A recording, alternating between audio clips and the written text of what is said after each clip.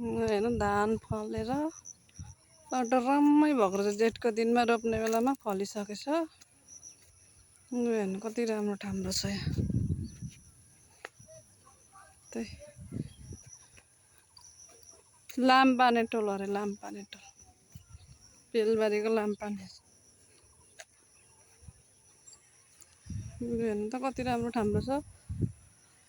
यस्तो यतिखेर धान रोप्नुपर्ने, जेठको दिनमा धान रोप्ने बेलामा काट्ने बेला भएको रहेछ।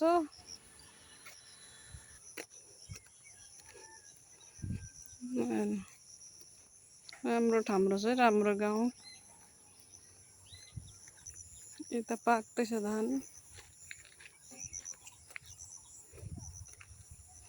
लह लह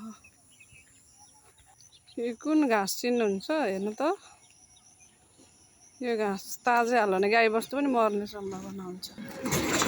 यो घाँसलाई चाहिँ सुकाएर अनि मात्रै गाईबस्तुलाई दिँदा राम्रो हुन्छ। अब गाईबस्तु यस्तै त बाछो तुहाएर पनि फ्याल्दो रहेछन्। देउराली चोक हो यो चाहिँ, लाम्पानेको देउराली चोक। यो बाटो सिधै गयो भने सिम्पाने पुगिँदो रहेछ है। सिम्पाने पुगिँदो रहेछ है। ल हेर्नु, बेलबारीको यस्ता रमाइला रमाइला गाउँहरू ठाउँहरू छन्। यो रोड बनेको धेर भएको छैन, तर भत्किन सुरु भइसकेको छ यताउति।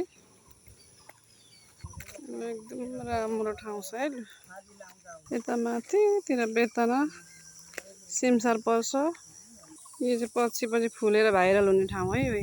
फुल फुलेर भाइरल भएको ठाउँ यही हो। सिम्पाने चोक आइपुग्यो, ठ्याक्कै सिम्पाने चोक। सिम्पाने चोक यस्तो रहेछ। सेता हाँसहरू सिम्पाने चोकका कस्तो दृश्यहरू छ है सिम्पाने। यो बाटो गयो भने ठ्याक्कै माथि टुक्रे पुगिँदो रहेछ है। बेलबारीको टुक्रे। सुपारीको बगान हेर्नु कति राम्रो रहेछ यहाँ।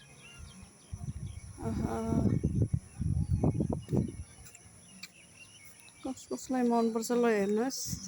खेल्ने चौर यस्तो राम्रो छ। अब यो बाटो गयो भने चाहिँ ठ्याक्कै पुण्य चोक पुगिन्छ है। बेलबारीको पुण्य चोक सागरी बारी नि हो यो धारा पानीका राइटर। यस्तो रमाइलो ठाउँ छ, ल हेर्नुहोस् है। बिहानको दृश्य म चाहिँ अवलोकन गर्दैछु यताउति। कति राम्रो ठाउँहरू छ। चिरबिर चिरबिर चराहरू गुन्जिरहेको, घाँसका हरियाली घाँसहरू झुलिरहेको हराभरा भएर। सुनमा सुगन्ध झैँ चरीहरू